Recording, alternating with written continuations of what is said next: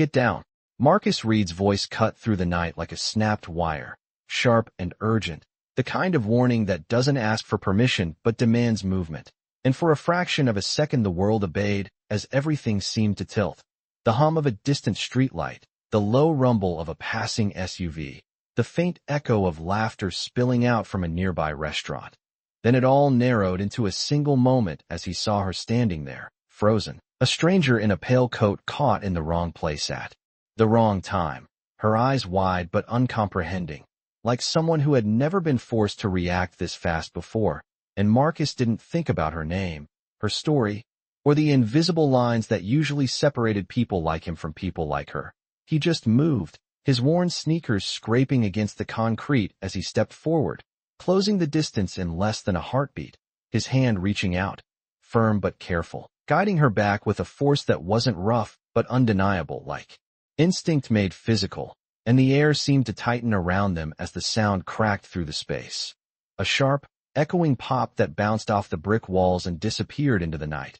While Marcus felt something hit him, not like pain at first, but like pressure, sudden and heavy, as if the world itself had leaned into him, and his breath caught halfway in his chest as he staggered slightly, his grip still steady on her arm even as his body tried to process what had just happened. The city didn't stop for them. It never did. Headlights swept past in long streaks of white and red.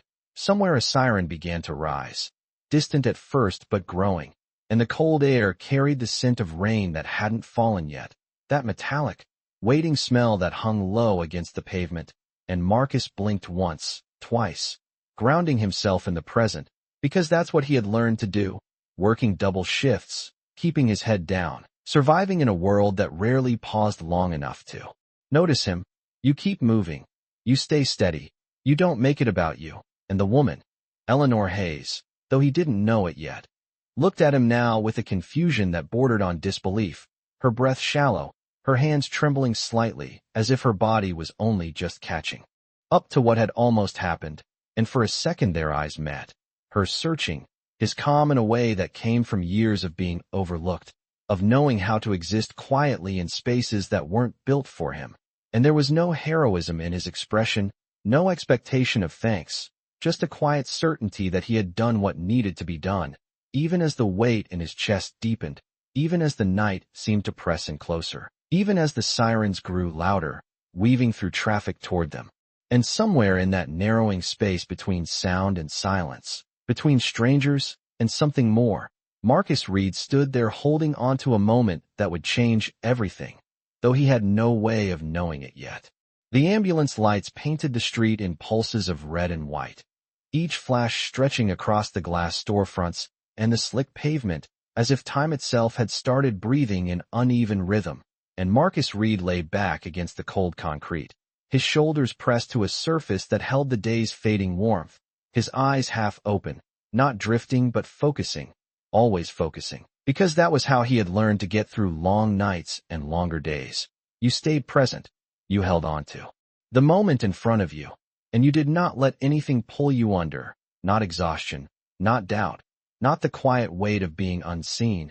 And somewhere above him voices moved quickly, controlled but urgent, the kind of voices trained to take over when everything else fell apart. And he felt hands near him, careful, practiced, lifting, adjusting, securing, not rough, never careless, just efficient, like a system that knew its role and followed it without hesitation. And as they placed him onto the stretcher, the metal frame cool beneath him, he caught a glimpse of the sky between the buildings, a narrow strip of deep blue turning darker by the second. And it reminded him of nights growing up when he would sit on the fire escape outside his mother's apartment, listening to the city breathe, promising himself that one day things would be different, not easier, but different in a way that meant something. And the siren rose now, louder, closer, wrapping around him as the ambulance doors closed with a firm, final sound that separated the chaos outside from the controlled space. Within, and across the street, Eleanor Hayes stood still, her coat hanging open, her hair catching the wind from passing cars, her hands hovering at her sides as if she had forgotten what to do with them. And people moved around her, some slowing, some stopping, but none of them fully understanding what had just shifted in her world, because for the first time in her life, Something had happened that could not be solved with a phone call, or a name, or a door that opened just because she asked. And she watched as the ambulance pulled away, its lights fading down the block, taking with it a man she had never met but could not stop thinking about. And the quiet that followed felt heavier than the noise before, pressing into her chest in a way she did not recognize. While inside the ambulance, Marcus kept his gaze steady, following the small movements around him.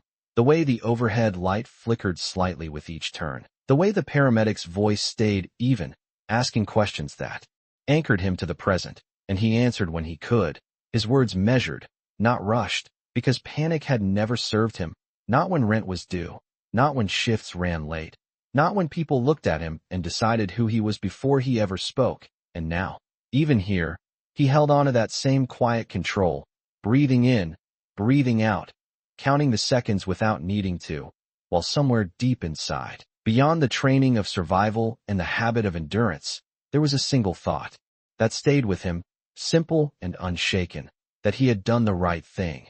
And that was enough. Even if no one ever knew his name, even if tomorrow looked exactly like yesterday, even if the world kept moving the way it always had, because for one moment, in a space where nothing had been promised, he had chosen to step forward instead of away, and that choice settled into him, steady and real, as the city lights blurred past the rear doors and the night carried him somewhere new. Morning arrived quietly, not with sunlight, but with the low hum of machines and the soft beeping of monitors that marked time in steady, measured intervals, and Marcus Reed opened his eyes to a ceiling that was too white, too clean, the kind of white that erased everything else and left only what was directly in front of him. And for a moment he did not move, not because he could not, but because he was listening, the way he always did when waking in unfamiliar places, cataloging the sounds, the faint shuffle of footsteps in the hallway, the distant murmur of voices behind closed doors, the subtle rhythm of his own breathing, grounding himself in a space that did not belong to him yet, and the sheets beneath his hands felt stiff, tucked too tightly, the air carrying that sterile scent that never quite left hospital walls, and slowly, carefully, he turned his head, taking in the small room, the metal railings of the bed, the pale curtain drawn halfway, the digital clock glowing in soft blue numbers that told him it was just past 7 in the morning, and it came back to him not as a rush, but as a sequence, the street, the voice, the movement, the moment that had narrowed everything into a single decision. And he let out a quiet breath, not regret, not relief, just acknowledgement, because that was how he processed things, step by step, without letting them take more from him than they needed to. And the door clicked softly as it opened, a nurse stepping in with a calm efficiency that matched the room itself, her expression professional but not unkind, her voice low as she greeted him, asking how he felt, checking the monitors, adjusting something near his arm. And Marcus answered simply, his words steady, because there was no reason to make it complicated. He was awake. He was here. That was enough for now. And when she left, the quiet returned, settling over him like a thin layer of stillness that gave space for thought.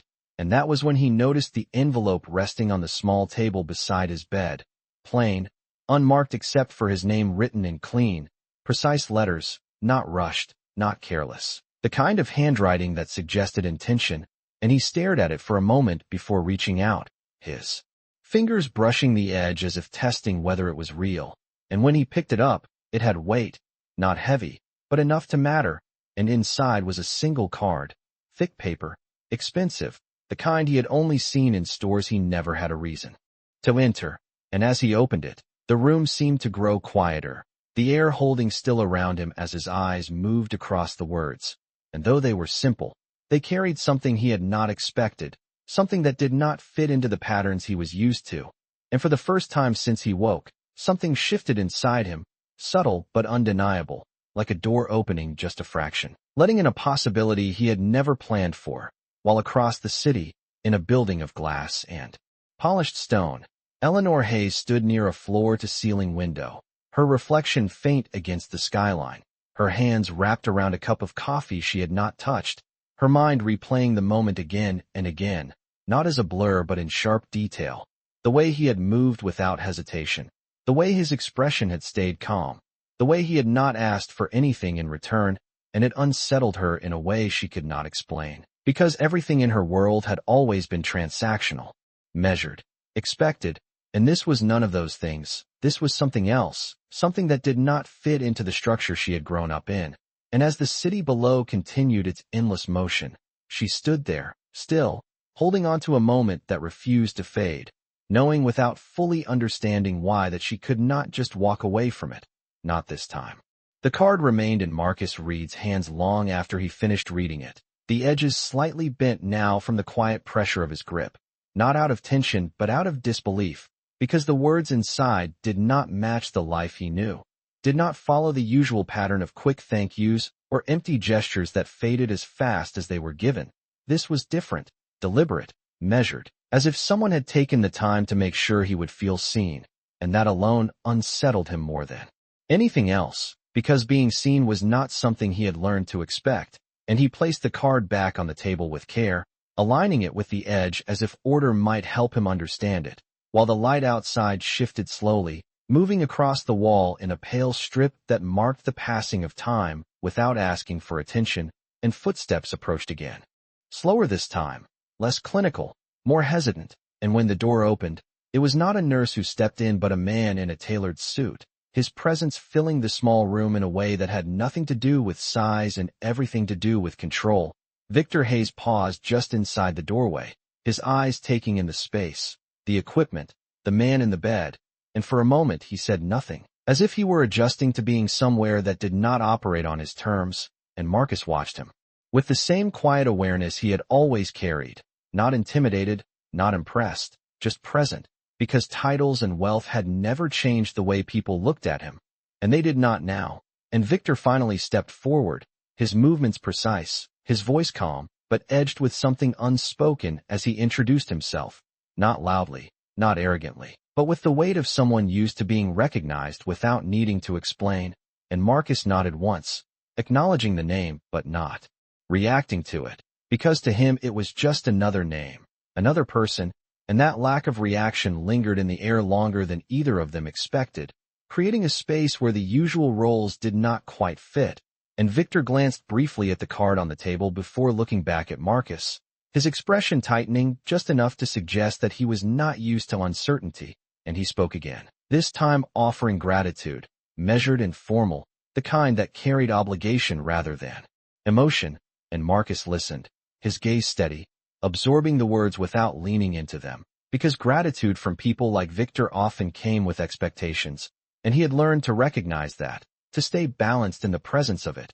And when Marcus finally responded, his voice was even, quiet. He simply said that he did what anyone should have done, nothing more, nothing less. And that answer seemed to catch Victor off guard, not visibly, but in the slight pause that followed, the brief shift in his posture as if something had not gone according to script, and outside the room the hallway continued its rhythm, carts rolling, voices passing, life moving forward without interruption.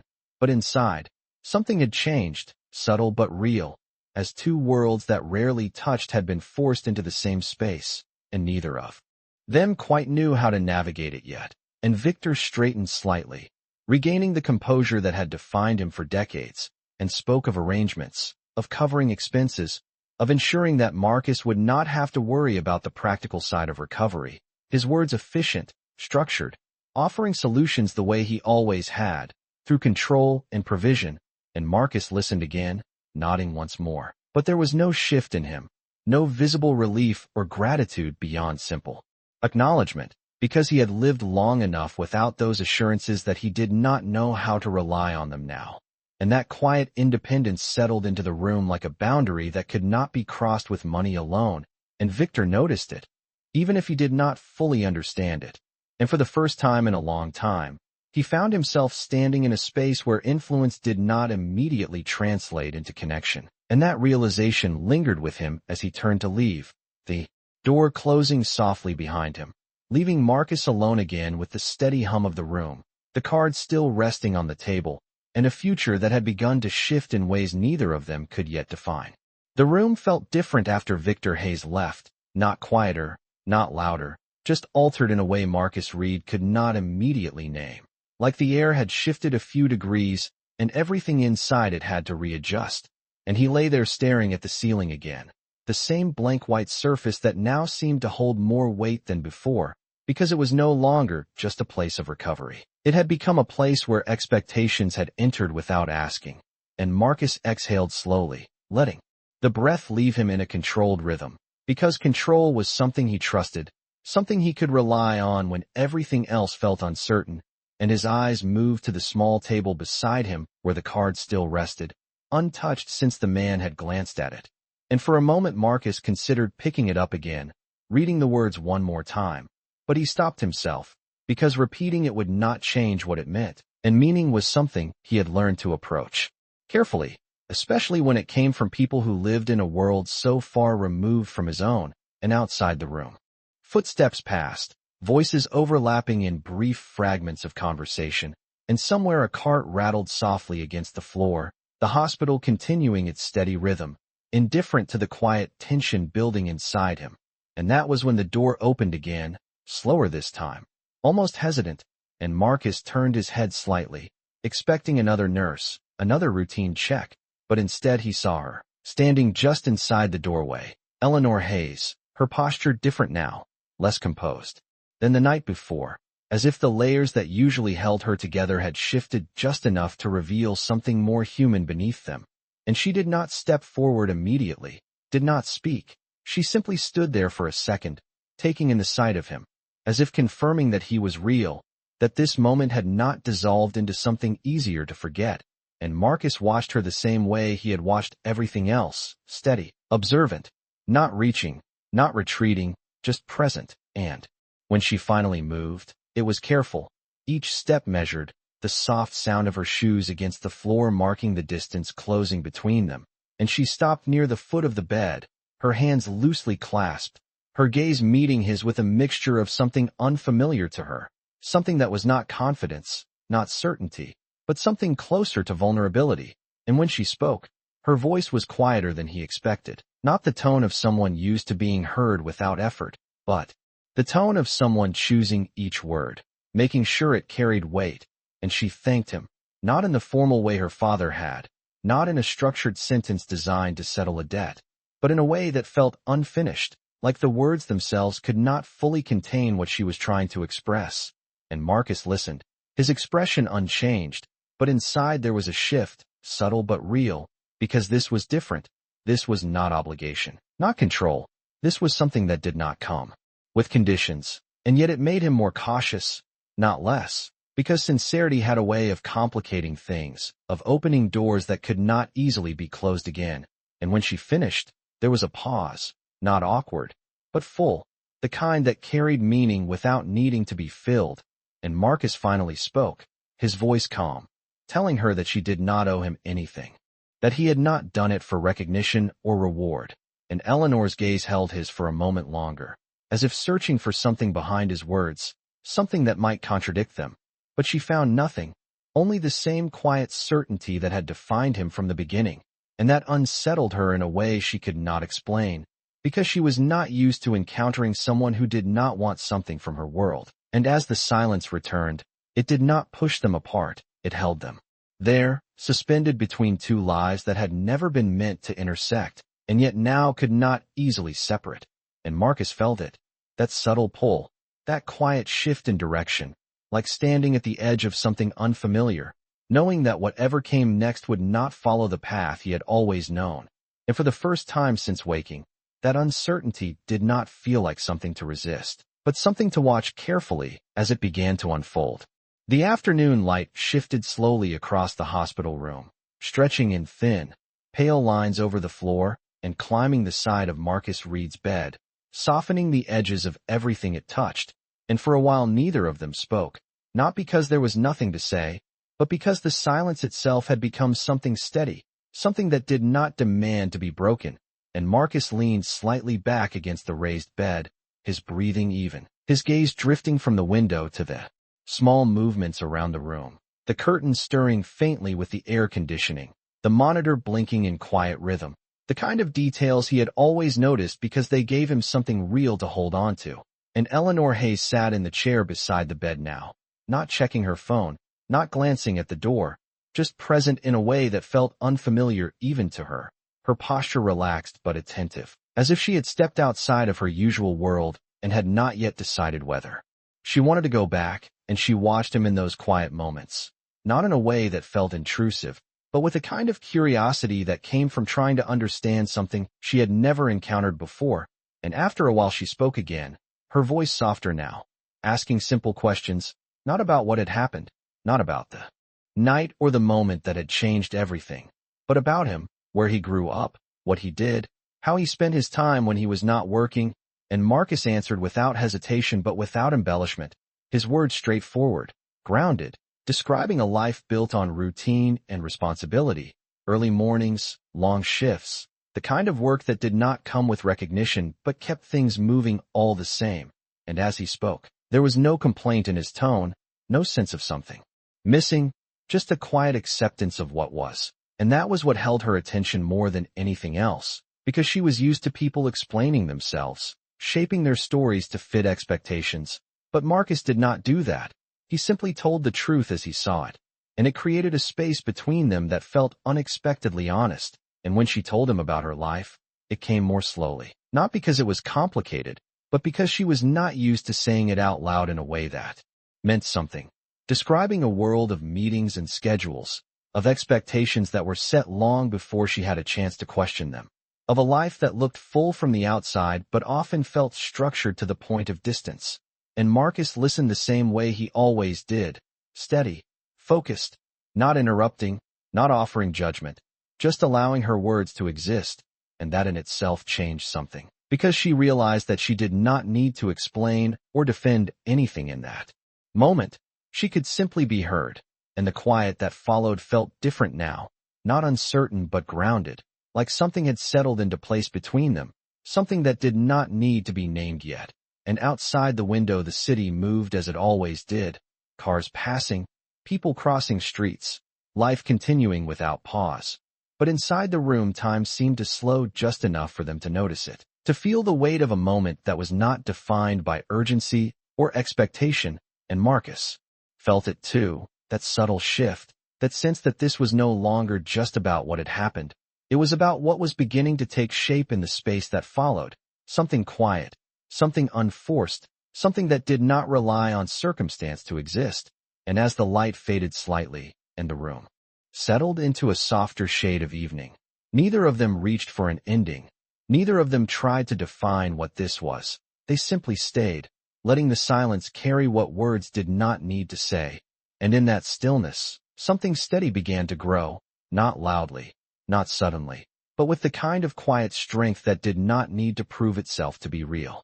By the time evening settled fully over the city, the hospital room had dimmed into a soft blend of shadows and low artificial light, the kind that made everything feel quieter than it really was. And Marcus Reed sat a little more upright now, the stiffness in his movements still there, but less pronounced, his body slowly adjusting, finding its way back to a rhythm it understood.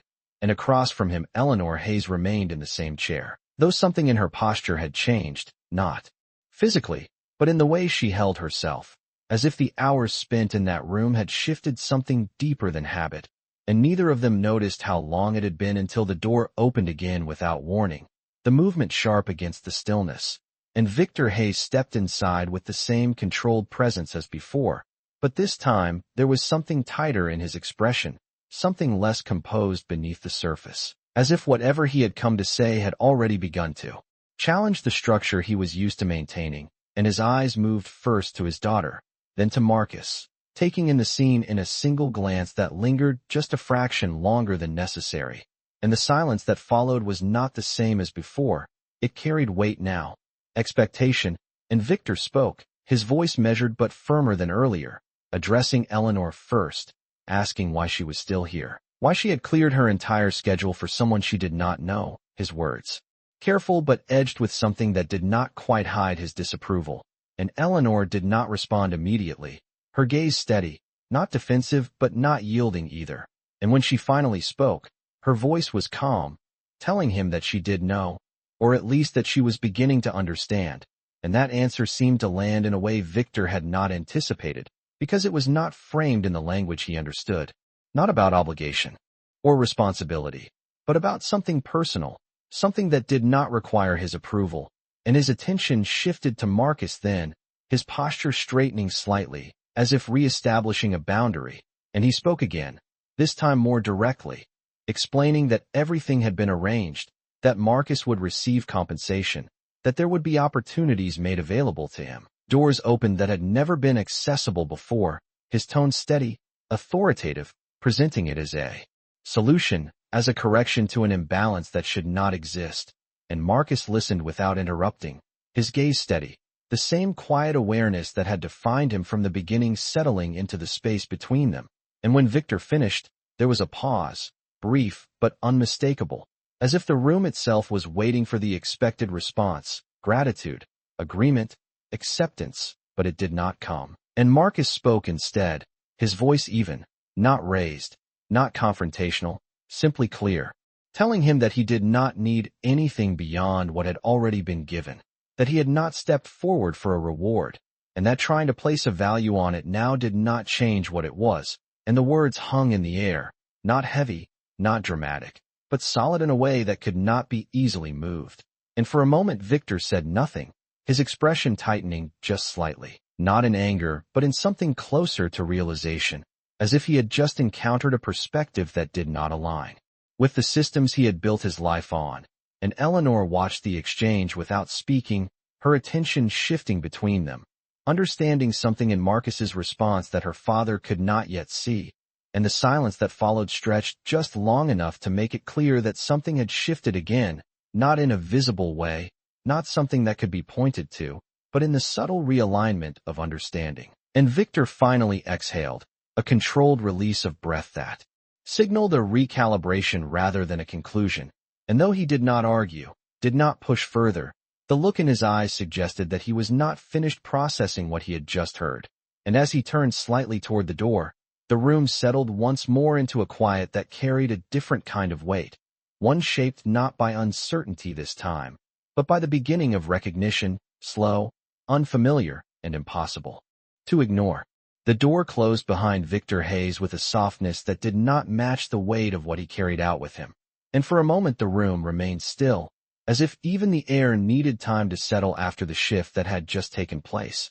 And Marcus Reed exhaled slowly, not out of tension but out of awareness, the kind that came from recognizing when something important had happened without needing it to be announced. And across from him Eleanor Hayes remained quiet, her gaze lowered for a brief second before lifting again, not uncertain this time but thoughtful, as if she were tracing the outline of something she was only beginning to understand, and the silence between them was no longer empty.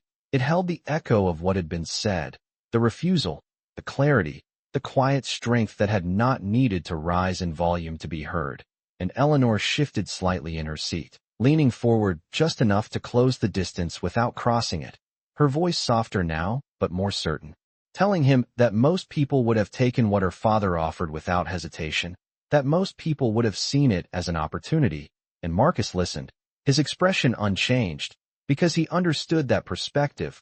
He had lived in a world where opportunities were rare and often came with conditions hidden beneath them. And when he responded, his voice remained steady, explaining that not everything that looks like help actually is, that sometimes it changes the meaning of what came before. And he did not want that, not for something that had been simple, not for something that had been done without calculation. And his words settled into the space between them, not as a rejection of her world, but as a boundary drawn from his own. And Eleanor felt that difference, not as distance, but as definition, something clear and grounded that did not shift to accommodate expectation. And for the first time she saw it not as resistance, but as integrity, something that could not be bought, could not be adjusted, could only be respected. And that realization stayed with her, quiet but persistent, as she sat there looking at him not as someone who had stepped into her life unexpectedly, but as someone who had revealed a part of the world she had never been forced to see before. And outside the window the sky had deepened into a darker shade, the city lights beginning to glow one by one, reflections stretching across the glass in long, soft lines, and inside the room the lighting adjusted automatically, a gentle shift that kept everything visible without drawing attention to itself. and Marcus glanced briefly toward the window before looking back at her, not searching for anything, just acknowledging her presence the same way he acknowledged everything else, steady and real.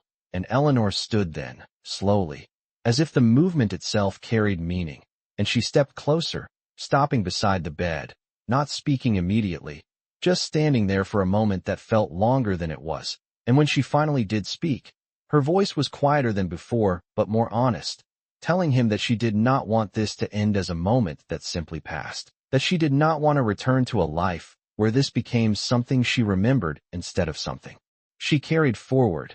And Marcus listened, his gaze holding hers for a second longer than before, and there was no hesitation in him. But there was consideration, the kind that came from understanding that some choices did not change just one moment. They changed everything that followed, and the room seemed to hold that awareness with them. The steady hum of the machines, the soft glow of the lights, the city moving beyond the glass, all of it continuing as it always had, while something quieter, something more deliberate, began to take shape between them, not forced, not rushed, but real in a way that neither of them could ignore anymore. And in that stillness, without needing to define it, they both understood that whatever came next would not belong to the world they came from separately, but to something new they had stepped into together. The next morning arrived with a quiet clarity that felt different from the days before, the light entering the hospital room, not harsh or sterile but soft and steady, stretching across the floor and settling along the edges of the bed as if it belonged there. And Marcus Reed stood near the window now, no longer confined to the stillness of the mattress, his movements slower but certain, each step measured in a way that reflected both recovery and resilience. And outside the glass the city moved, in its usual rhythm, cars lining up at intersections, people crossing streets with purpose, the distant hum of life continuing without pause. And for a moment he simply watched it, not as someone looking out from the outside, but as someone preparing to step back into it. And behind him the door opened quietly, not abrupt, not hesitant, just present, and Eleanor Hayes stepped inside, the morning light catching the outline of her figure as she paused for a brief second before moving forward. And there was no urgency in her steps, no uncertainty either, just a calm intention that had replaced the hesitation she carried before. And Marcus turned slightly, noticing her without surprise, as if he had already expected that she would come. And for a moment neither of them spoke, not because they did not have words, but because the silence itself had become something familiar, something that no longer needed to be filled. And Eleanor stopped beside him, her gaze following his toward the city below, and she exhaled slowly, as if aligning herself with the moment rather than interrupting it. And when she finally spoke, her voice was steady, telling him that she had made a decision, not one driven by impulse or obligation, but one that had taken shape through everything she had seen, everything she had begun to understand. And Marcus listened, his attention fully on her now, not questioning, not assuming, just present in the way he always was. And she continued, explaining that she did not want to return to a version of her life where this became a distant memory, something filed away behind meetings and expectations. She wanted something real, something grounded, something that did not depend on status or circumstance to exist. And her words did not rush. They settled into the space between them with a quiet certainty that did not need to prove itself. And Marcus held her gaze, considering not just what she was saying, but what it meant, because he understood that words like these carried weight, that they were not just about the present moment, but about everything that would follow. And after a brief pause, he nodded once, not as agreement to a promise, but as recognition of something genuine, something that did not need to be forced or defined too quickly. And the room seemed to breathe around them, the light shifting slightly as the sun rose higher, the faint sounds of the hospital continuing in the background, steady and unintrusive. And Eleanor reached out then, not dramatically, not with hesitation, just simply, her hand finding his, and he did not pull away, his fingers closing around hers in a quiet acknowledgement that said more than words could. And outside the window the city continued forward, unchanged and constant. But inside that moment something had settled into place, something quiet, something unspoken, something that did not need to be announced to be understood. And as they stood there side by side, looking out at a world that neither of them would return to in quite the same way. The silence between them was no longer empty. It was full, carrying the weight of choice, of change, of something that had begun without expectation and ended without needing to prove itself. And in that stillness, with the light resting gently across their hands and the city moving beyond the glass, there was nothing left to say, only something to hold on to, something real, something that would remain long after the moment itself had passed.